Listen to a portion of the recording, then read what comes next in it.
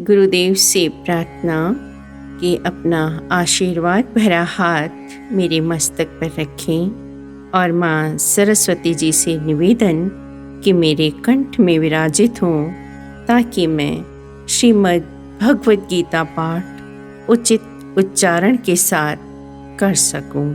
अध्याय 5वां, श्लोक 12। निष्काम कर्म योगी कर्मों के फल को परमेश्वर के अर्पण करके भगवत प्राप्ति रूप शांति को प्राप्त होता है और सकामी पुरुष फल में आसक्त होकर कामना के द्वारा बंधता है।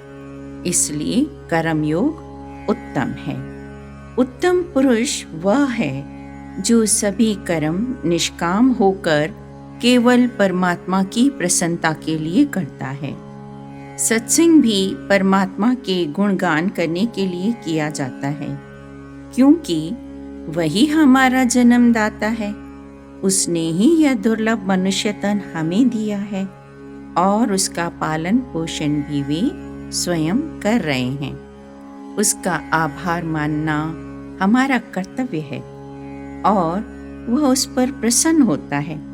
आप व्यवहार में ही देखिए, अपने मालिक की प्रसन्नता के लिए नौकर ईमानदारी से कर्तव्य करता है तो क्या मालिक उसके खान पान, रहन सहन आदि अन्य आवश्यकताओं की जिम्मेदारी नहीं उठाता है। सच्चे हृदय से कर्तव्य करना सच्चाई का सबूत है और इसी से उन्नति होती है। आगे स्पष्ट करते हुए भगवान कहते हैं कि सहस्त्र शुभ कर्म करके अगर उसका अभिमान करता है तो उसे न केवल कष्ट देखने पड़ते हैं किंतु इसके सारे शुभ कर्म भी व्यर्थ हो जाते हैं। एक सच्चे परोपकारी मनुष्य को परमात्मा सब कुछ देता है। भगवान शंकराचार्य जी की एक पुस्तक में प्रश्न है कि बंधा हुआ कौन? तो उत्तर है कि जो विषयों में फंसा हुआ है। मुक्त कौन? तो उत्तर है कि जो विषयों से विरक्त है। श्लोक 13। जब देहधारी जीवात्मा अपनी प्रकृति को वश में कर लेता है और मन से समस्त कर्मों का परित्याग कर देता है, तब वह 9 द्वारों वाले नगर इस शरीर में बिना कुछ किए या कराए सुखपूर्वक रहता है। श्लोक 14। शरीर रूपी नगर का स्वामी देहधारी जीवात्मा न तो कर्म का सृजन करता है, न लोगों को कर्म करने के लिए प्रेरित करता है, न ही कर्म फल की रचना करता है। यह सब तो प्रकृति के गुणों द्वारा ही किया जाता है। सभी कर्मों का मन से त्याग करके अंतःकरण को वश में करने वाला पुरुष निस्संदेह न करता हुआ न करवाता हुआ 9 द्वारों वाले शरीर रूप घर में स्थित इंद्रियों के अर्थों में बरतती है, ऐसा मानता हुआ आनंद पूर्वक सच्चिदानंद घन परमात्मा के स्वरूप में स्थिर रहता है। प्रतिदिन पाठ, पूजा, सत्संग, भजन, सेवा, अतिथि सत्कार आदि नित्य कर्म हैं। कर्म किसी बड़े दिन अथवा विशेष अवसर पर किए जाते हैं, वे नैमित्तिक कर्म कहे जाते हैं। जैसे एकादशी या सत्यनारायण की कथा और उपवास करना या शुभ दिनों पर दान पुण्य करना, श्राद्ध खिलाना, पाठ करना, ये नैमित्तिक कर्म हैं। ये सभी कर्म निष्काम भाव से करने चाहिए। परमात्मा ने जो धन पदार्थ हमें दिया है उसका कुछ भाग हम शुभ कर्म और दान पुण्य में लगाएं, यही हमारा कर्तव्य है और वही धन परलोक में सुख का कारण होगा। नहीं तो मरने के बाद यह धन जिनको प्राप्त होगा पता नहीं वे लोग भोग भोगने अथवा बुरे कर्मों में लुटा दें। अभोक्ता होकर सुख से जीवन यापन करना चाहिए। कितने लोग यह प्रश्न पूछते हैं कि अगर ईश्वरीय शक्ति के अतिरिक्त कुछ हो ही नहीं सकता तो सभी मनुष्यों के कर्मों की जिम्मेदारी भी उसके या आत्मा के ऊपर होनी चाहिए। गुरुजी ने भी कहा है कि हुक्म अंदर सबको, बाहर हुक्म न कोई। अतः हम जो मांस मच्छी खा रहे हैं वह भी ईश्वर की आज्ञा होगी, नहीं तो ईश्वर ने इतनी बकरियां और मछलियां किस लिए पैदा की हैं? ये सब अज्ञान के प्रश्न हैं जिनका उत्तर भगवान ने इसमें और आगे वाले श्लोक में दे दिया है। भगवान ने सिद्ध करके बताया कि आत्मा या परमात्मा कुछ नहीं करता, वह सिर्फ शक्ति देता है। सूर्य के समान निर्लेप आत्मा उसके लिए जिम्मेदार नहीं है। जैसे बिजली की शक्ति से कुछ मशीनें काटने का काम करती हैं तो कुछ बनाने का काम करती हैं, जैसे कपड़ा बनाना, बर्तन बनाना। इसका आधार अलग अलग प्रकार की मशीन है, न कि बिजली जो केवल शक्ति प्रदान करती है। सभी जीव अपनी प्रकृति और स्वभाव अनुसार कर्म करते हैं। शेरनी के गर्भ से पैदा हुआ बच्चा जन्म से ही हिंसा करेगा, उसको सिखाया नहीं जाता।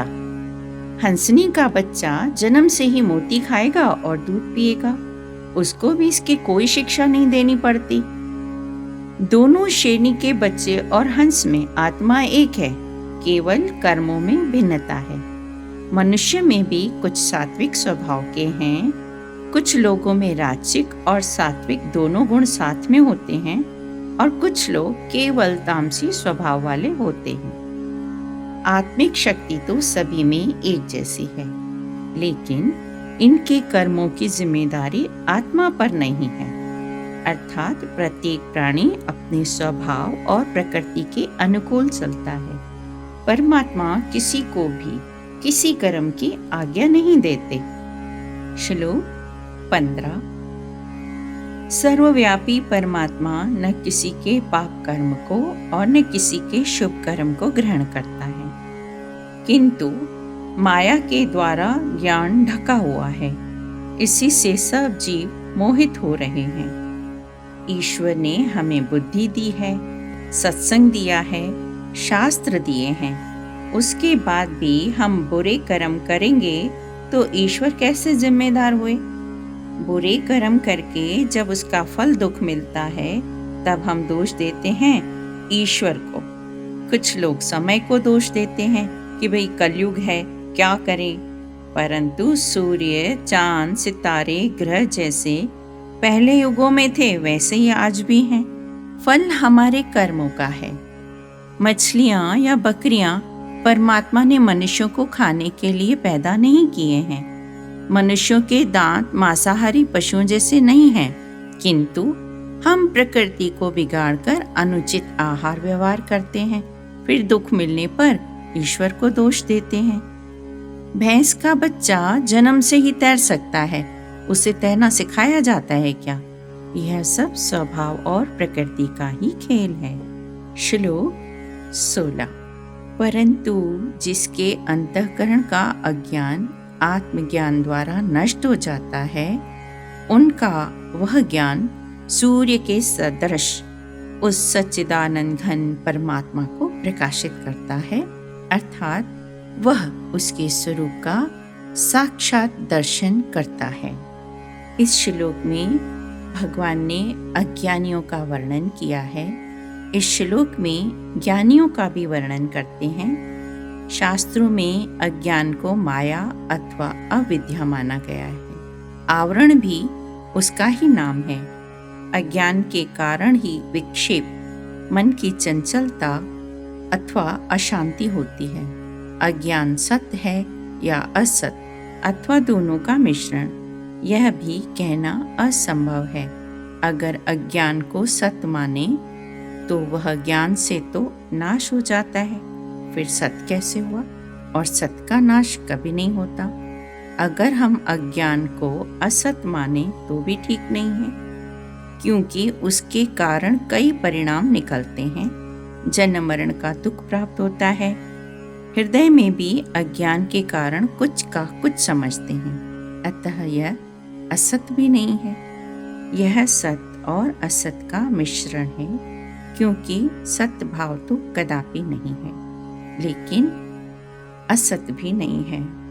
जैसे एक कमरा है, उसमें जो अंधकार है वह उस कमरे के कारण ही है। अगर उस कमरे की 4 दीवारें और छत ना हो तो अंधकार भी नहीं रहेगा।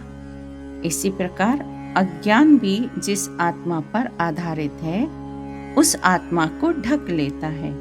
अज्ञान के यही लक्षण हैं, किंतु वास्तव में वह कुछ है ही नहीं। जैसे रस्सी में सांप बिल्कुल नहीं है और प्रकाश में देखने से डर भी नहीं रहता।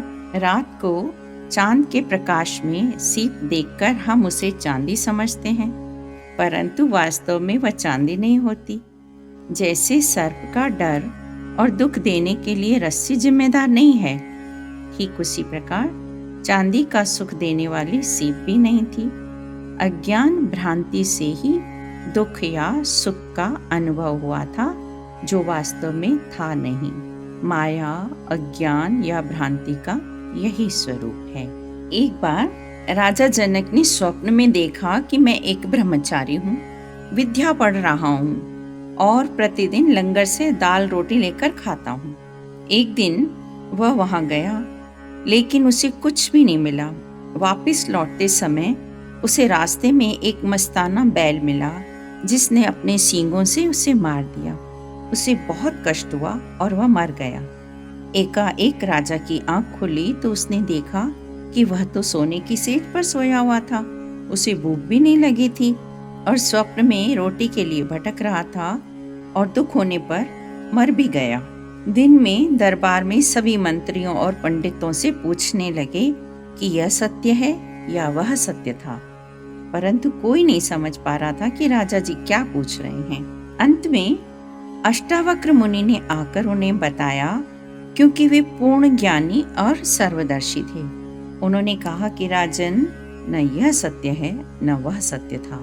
वह स्वप्न अल्प समय का था और यह स्वप्न लंबे समय का है, लेकिन दोनों ही असत्य हैं। हमारा भी जब इस जीवन का स्वप्न समाप्त होगा, तब अंतकाल में हमारे पुत्र पुत्रियां, पत्नी, मित्र, धन पदार्थ कोई साथ नहीं चलेगा, सब यहीं पड़ा रहेगा। इस जन्म के पदार्थ स्वप्नवत हो जाएंगे। यह खेल हम प्रतिदिन देख रहे हैं। जब रात्रि को सारे पदार्थ ओझल हो जाते हैं, फिर दूसरे दिन दिखाई देते हैं, लेकिन अंत में वह समय आएगा जब कुछ भी दिखाई न देगा। सब असत है, असत थे और असत ही रहेंगे। एक आत्मा ही सत्य है और रहेगी भी। सारे ब्रह्मांड में कोई अन्य वस्तु सत्य है ही नहीं। चाहे हम समझें कि यह राज्य, धन, पदार्थ सत्य हैं और इस अज्ञान में पड़कर उन्हें प्राप्त करने का प्रयत्न करें, लेकिन यह सब झूठी कल्पना है जिसे हम अज्ञान कहते हैं। इस अज्ञान ने ही हमें सुख या दुख दिया है, जिसके कारण हम भिन्न भिन्न योनियों में भटक रहे हैं, किंतु वास्तव में कुछ भी नहीं है। इस अज्ञान को दूर करना ही मनुष्य जन्म का ध्येय है। भगवान इस श्लोक में स्पष्ट बताते हैं कि जिसका अज्ञान ज्ञान रूपी प्रकाश से नष्ट हो जाता है, उसके हृदय में ज्ञान का सूर्य चमकता है। वह धुआं न देखकर साक्षात अग्नि को सामने देखता है। श्लोक 17। हे अर्जुन, जिनकी बुद्धि तद्रूप है तथा जिनका मन तद्रूप है और उस सच्चिदानंद घन परमात्मा में ही निरंतर एक ही भाव से जिनकी स्थिति है, ऐसे तत्परायण पुरुष ज्ञान के द्वारा पाप रहित होकर परम गति को प्राप्त करते हैं। श्री कृष्ण भगवान ने अपने परम भक्त अर्जुन को आत्मा के अक्षय सुख और प्रकाश का वर्णन करके बताया। उस आत्मा से ही सभी सूर्य, चंद्र, विद्युत, अग्नि प्रकाश लेते हैं। उस आत्मा के विशाल स्वरूप में ही कोटि कोटि ब्रह्मा, विष्णु और महेश समाये हुए हैं। प्रत्येक ब्रह्मांड में ये अलग अलग हैं और ऐसे अनेक ब्रह्मांड आत्मा में आ जाते हैं। ऐसी आत्मा के प्रकाश का वर्णन कौन कर सकेगा? केवल इतना कह सकते हैं कि आत्मा प्रकाश स्वरूप है और नित्य प्रकाश देने वाली है। ईश्वर प्रेमियों को, महात्माओं को ऐसा ज्ञान प्राप्त होता है जिससे वे ब्रह्म से मिलकर एक हो जाते हैं। उनको देह की सुध भी नहीं रहती और वे ऐसे उन्माद में रहते हैं कि सारा संसार उनसे ओझल हो जाता है। कबीर भक्त, गुरु नानक आदि के प्रमाण हैं कि वे ब्रह्माकार होकर शिथिल शरीर में पड़े रहते थे। परिवार वाले उन्हें बीमार समझकर वेदों को बुलाते थे। फिर वे वेदों को स्वयं शिक्षा देते थे कि नाड़ी देखकर क्या करोगे? हमारे हृदय में तो सच्चे प्रेम का दर्द है, उसकी औषधि आपके पास कहाँ? इस दुख की पहचान तो वही कर सकेगा जिसे इस दुख का अनुभव होगा।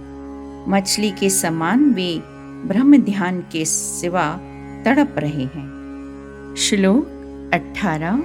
ऐसे वे ज्ञानी जन विद्या और विनय युक्त ब्राह्मण में तथा गौ में, हाथी, कुत्ते और चंडाल में भी समभाव से देखने वाले ही होते हैं। अर्थात ऐसे महात्मा सभी में ब्रह्म को देखते हैं। सर्वत्र ब्रह्म ही ब्रह्म है, इस बात का निश्चय करो। ज्ञान प्राप्त करने से यह दृष्टि उत्पन्न होती है। ज्ञान और समाधि से यह अनुभव होता है कि प्रत्येक प्राणी में ब्रह्म ही विराजमान है। उसको ज्ञान की परिपक्व अवस्था भी माना जाता है। जिधर भी दृष्टि जाए उधर अपना ही रूप दिखाई दे। जैसे प्रहलाद भक्त को कितने ही कष्ट दिए गए, तब भी उनकी वृत्ति में यही निश्चय था कि जले विष्णु थले विष्णु। इस श्लोक का अर्थ यही है कि विद्या का जो फल है, नम्रता, वह कम लोगों में आती है। विद्या के साथ विनम्रता का होना बड़ी पुण्यों का फल है। यह सत्व गुणी स्वभाव वाले मनुष्य में ही होती है। किंतु जिसे विद्या अभिमान हो जाता है, उसे समझना चाहिए कि उसकी विद्या अमृत न होकर विष जैसी है। इसमें से उसे विष रूपी फल ही मिलेगा जो सारा जीवन उसे दुखी करेगा। नम्रता वाले मनुष्य से सब छोटे बड़े प्रसन्न रहते हैं। भगवान इस श्लोक में आदर्श सात्विक मनुष्य का उदाहरण देते हैं, अर्थात ब्राह्मण और विद्वान होते हुए भी विनम्र हो। ज्ञानवान पुरुष ऐसे ब्राह्मण को यथा योग्य प्रणाम करेगा। ज्ञानवान को सभी प्राणियों में उस आत्मा का ही अनुभव होता है।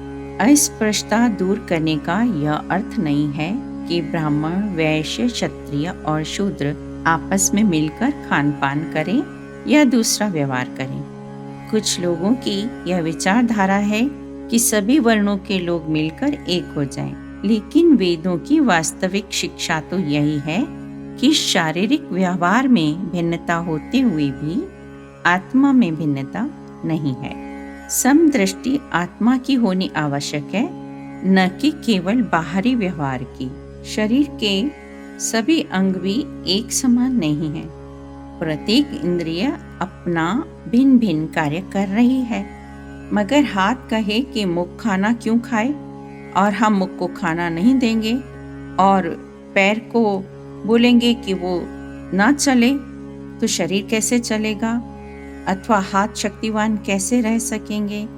अथवा मल मूत्र वाली इंद्रियां क्या दूसरी इंद्रियों जैसा काम कर सकेंगी? या हम उनको दूसरी इंद्रियों जैसा पवित्र मानते हैं? यद्यपि ये भी दूसरी इंद्रियों के समान शरीर के लिए लाभकारी कार्य करती हैं, किंतु अन्य इंद्रियों जैसी नहीं है। प्रत्येक वर्ण का भिन्न भिन्न कर्तव्य है। केवल नाम जपना, सत्संग करना, कीर्तन करना या सुनना, दूसरों का हित करना, ये सभी के लिए समान है, जिनको पूरा करने से मनुष्य जन्म सफल हो सकता है।